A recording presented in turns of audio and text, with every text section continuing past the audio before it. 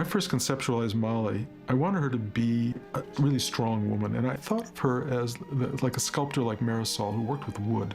And I envisioned her with these big blocks of wood and with big hammers and really going at it and really powerful. Somehow the image of her there bang, bang with a hammer and chisel, it felt like I had somehow a cliche and I don't know whether you would quite believe it. I think the pottery thing was still that she could be tough, but that the shapes that she could make would be sensuous. Pottery just kind of did all of that.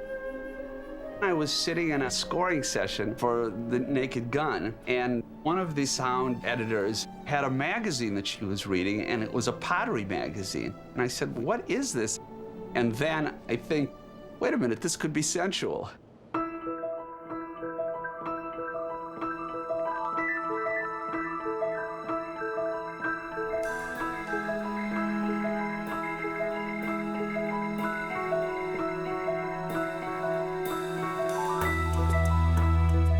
Demi took pottery lessons. I remember the two of us went down, and she picked it up much quicker than I did. I couldn't do it, but it was important to her to be credible on screen. I just didn't want my pot to wobble. It was like a surefire sign that I was no good and I was faking it. We had potters who had trained her, who were on set when we were shooting, and they actually did start some of the pots, and then Demi would come in and work with them.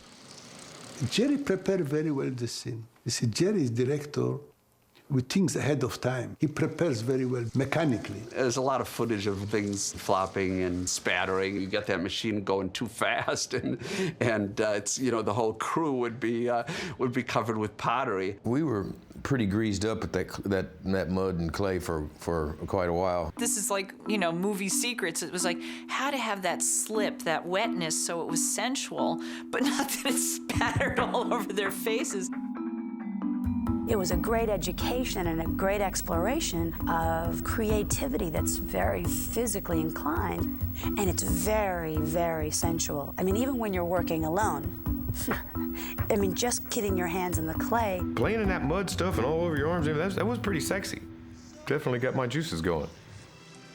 I thought it was really brilliant that it's used within the sensuousness of our love scene. Oh, no. I hope it wasn't a masterpiece. Well, it's not now. Nobody expected it to fall. Demi recovered so quickly about, oh, well, she wasn't angry, she wasn't disappointed. In a way, the whole nature of their relationship, it was shown in that moment. Now just let the clay slide between your fingers. What I like about this scene, it's simplicity. Simplicity. If you remember, it's a kind of two-shot, and he's sitting behind her, and the most simple light. There was an unbelievable eroticism to the two of them, shaping this very phallic kind of bowl. And then there's the music. There's that incredible song.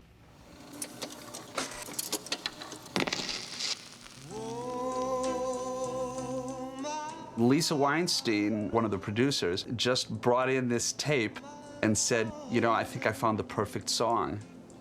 The longing of that music, the pain of the music is wonderful. Once we picked Unchained Melody, and it had such relevance to the story, especially relevance that grew over the time of the story, when Oda Mae gives her body to Sam and allows them to touch again, that touch is filled with that song. It did have a great deal of revival as a result of Ghost, because it was an old song. It came back and has taken on a whole new kind of place in the literature of music. Everyone also left the set during that because it was one of those moments they only had very basic crew around, and Jerry wanted it very quiet. People who've looked at the movie closely have said there's something very odd here. They don't have mud on their hands while they're dancing. Why don't they have mud on their hands? Originally, this love scene with the clay, pottery wheel, and the dancing and everything was more than one scene. But they just kept the camera rolling, and we just kept going. And it was one of those times in both of our careers that I think, you know, something happened, just something came alive. We had planned to do this incredible love-making scene. Molly has this big cover that she has over one of her statues. It's like a parachute cover, and we thought they would cover themselves with that and make love under this parachute. The electricity of the two of them dancing at that moment, following the pottery scene, was so electric that Jerry said, we don't need the lovemaking. This is the lovemaking.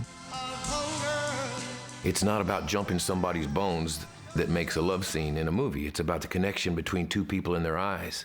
And that's what's sexy. You don't see that much love in people making love. You see it in them being together. Same thing when you're dancing. If you get that connection, magic happens. Electricity and fire happens. And it doesn't matter whether you like the person you're working with. It can be discussed. As long as the camera reads passion. I mean, we had no idea that was going to turn into one of the most famous love scenes in history.